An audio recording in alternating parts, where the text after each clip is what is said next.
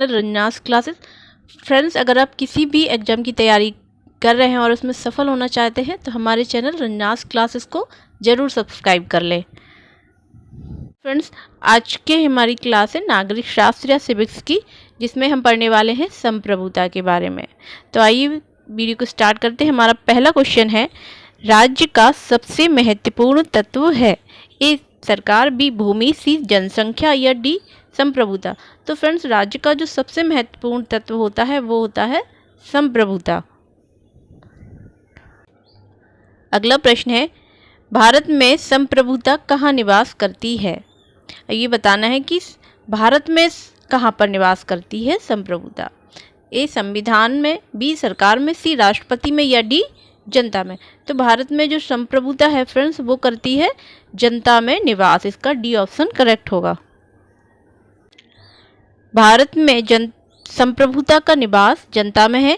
संविधान की उद्देशिका में जन संप्रभुता का विचार प्रकट होता है। उद्देशिका में स्पष्ट उल्लेख है कि हम भारत के लोग अंगीकृत, अधिनियमित एवं आत्मर्पित करते हैं किसे, संविधान को। भारत में संविधान सर्वोच्च है। संविधान के रचनाकार यहाँ की जनता के प्रतिनिधि थे, जो जनता के प्रति उत्तरदायी थे। डाइसी ने भी इस मत का समर्थन करते हुए कहा था कि विधिक संप्रभुता के पीछे राजनीतिक संप्रभुता रहती है, जिसके सामने कानूनी संप्रभुता प्रभुसत्ताधारी को झुकना पड़ता है। मतलब कि जो विधिक संप्रभुता के पीछे क्या रहती है, राजनीतिक संप्रभुता होती है, और जिसके सामने कानूनी प्रभुसत्ताधारी को भी झुकना पड़ता है। ये डाइसी का कथन है। और भारत में संप्रभुता का निवास जनता में है। अगला प्रश्न है, प्रभुसत्ता की धारणा का निरूपण सबसे पहले किया, यानी जो प्रभुसत्ता है, संप्रभुता है, इसकी धारणा का निरूपण सबसे पहले किसने किया था। प्लेटो ने, अरस्तु ने, बोंदा ने या लॉक ने। तो फ्रेंड्स, प्रभुसत्ता की अवधारणा जो है सर्वप्रथम किसने दी, बोंदा ने। इसका सी ऑप्शन करेक्ट होगा। फ्रेंड्स, प्रभुसत्ता की अवधारणा का निरूपण सर्वप्रथम पूछा जाए तो जी हाँ, बोंदा ने। कब किया, 16वीं शताब्दी में, अपनी पुस्तक दी रिपब्लिक में। फिर उसके बाद 17वीं शताब्दी में ग्रोसियस और थॉमस हॉब्सन ने किया, और 18वीं शताब्दी में जे रूसो, और 19वीं शताब्दी में जॉन ऑस्टिन ने इसका अवधारणा को प्रस्तुत किया है। अगला प्रश्न है, संप्रभुता की अवधारणा निम्नलिखित में से मुख्यतः क्या है। राजनीतिक है, वैधानिक है, दार्शनिक है या उपयुक्त में से कोई नहीं। तो संप्रभुता की जो अवधारणा होती है फ्रेंड्स वो होती है वैधानिक। इसका बी ऑप्शन करेक्ट होगा। प्रभुसत्ता के विचार की सर्वोत्तम व्याख्या उसके वैधानिक अथवा विधि शास्त्रीय रूप में देखी जा सकती है। इसका यह कारण है कि राज्य की इच्छा का श्रेष्ठतम रूप राज्य के कानून में निहित है, जो सभी को बाध्यकारी होता है। यानी राज्य की जो सर्वोच्च जो सत्ता है वो किस में निहित है, कानून में, जो कि सभी को मानना भी होता है। इसलिए प्रभुसत्ता का पूर्णतया वैधानिक दृष्टि से अध्ययन, जैसा हॉब्स व बेंथन ने किया है, अपनी विशेष महत्वता रखता है। इस संदर्भ में इस शब्द की सर्वोत्तम व्याख्या एक अंग्रेज न्यायविद जॉन ऑस्टिन ने प्रस्तुत की है, जिसने 1832 ईस्वी में प्रकाशित अपनी रचना द प्रोवेनेंस ऑफ ज्यूरिस्प्रूडेंस डिटरमाइंड में की है। यानी कानून की जो सर्वश्रेष्ठ व्याख्या जो है वो किसने की है, जॉन ऑस्टिन ने की है। कब की है, 1832 ईस्वी में अपनी पुस्तक में की थी।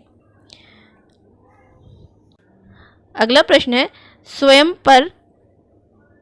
के शरीर और मस्तिष्क पर व्यक्ति संप्रभु है, यह वक्तव्य किसका है।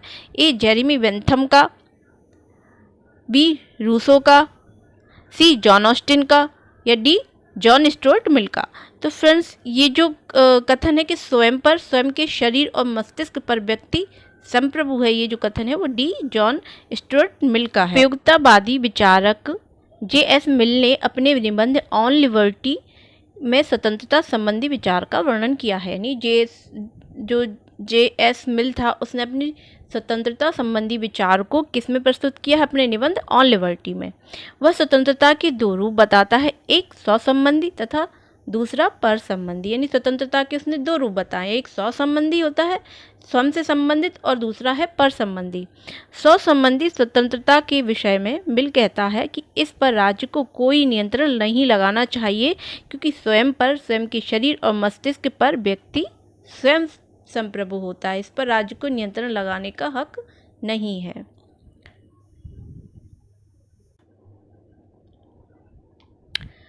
अगला प्रश्न है, बाह्य संप्रभुता की अवधारणा को किसने दिया है?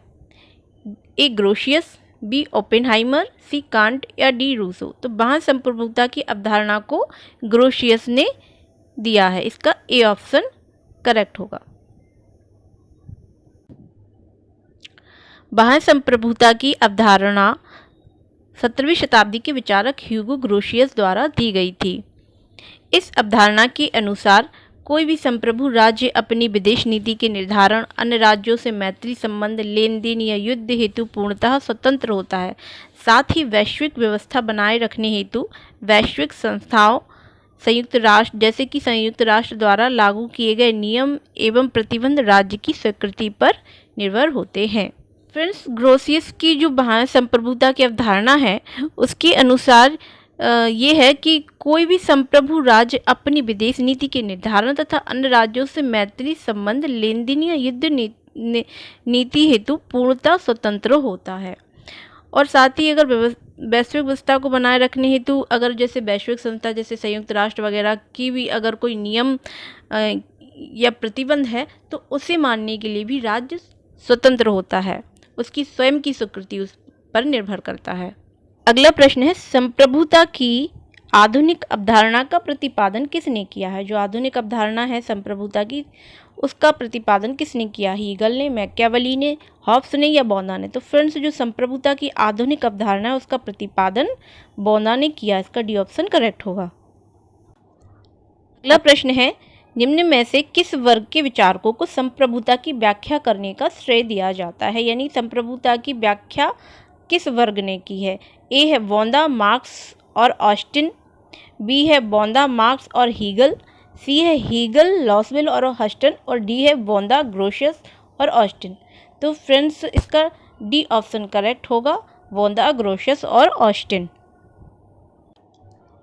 संप्रभुता की व्याख्या करने का श्रेय जियावोंदा, ह्यूगो ग्रोशियस और जॉन ऑस्टिन को दिया जाता है। संप्रभुता सिद्धांत का निरूपण 16वीं शताब्दी में जियावोंदा, ह्यूगो ग्रोशियस और थॉमस हॉब्स तथा 18वीं शताब्दी में जे रूसो और 19वीं शताब्दी में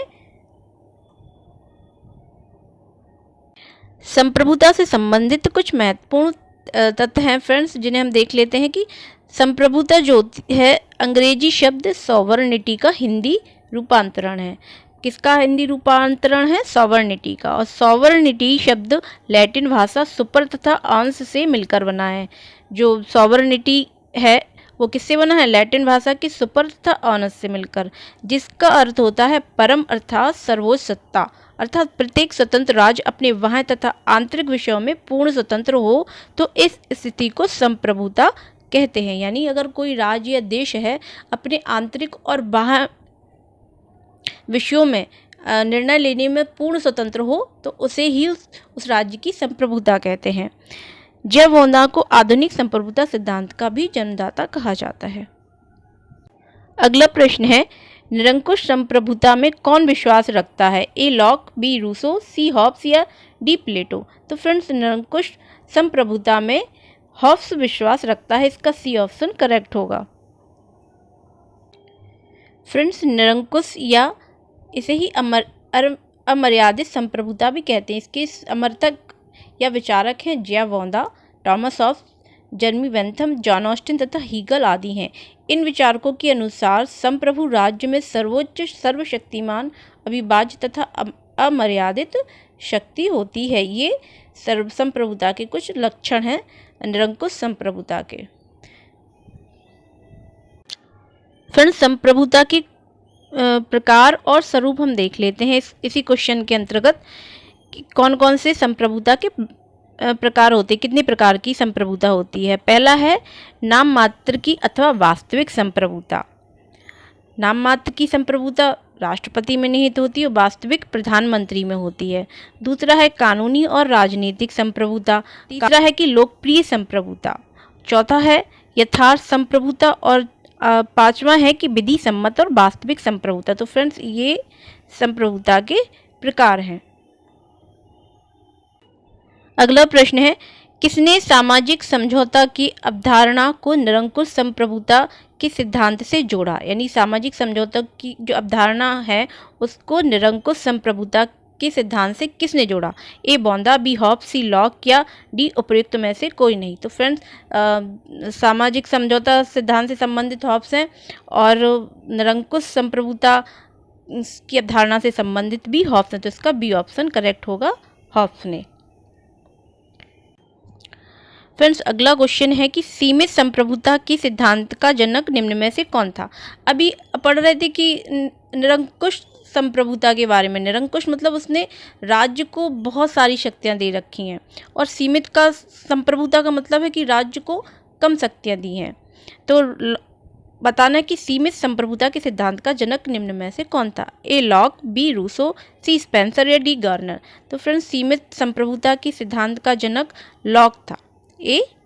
लॉक ने सीमित संप्रभुता की व्याख्या की है। लॉक ने लोगों को राज्य के विरुद्ध विद्रोह करने का अधिकार देकर सीमित संप्रभुता का समर्थन किया। यानी उसने कहा, उसने राज्य के विरुद्ध विद्रोह करने का अधिकार दिया है लोगों को, व्यक्तियों को।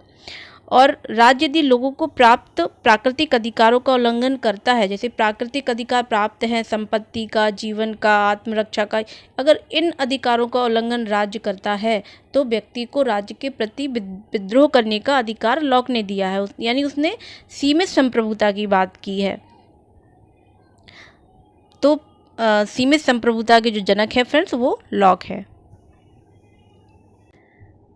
अगला प्रश्न है, रूसो की सामान्य इच्छा के संबंध में कौन सा कथन सही नहीं? यानी जो रूसो की जो सामान्य इच्छा का सिद्धांत है उसके संबंध में इनकरेक्ट जो कथन है वो बताना है। ए यह राज्य में कानून की सृष्टा है, या बी है यह सदैव जनहित में होती है, या सी यह सबकी इच्छा है, या डी यह सदैव सही होती है।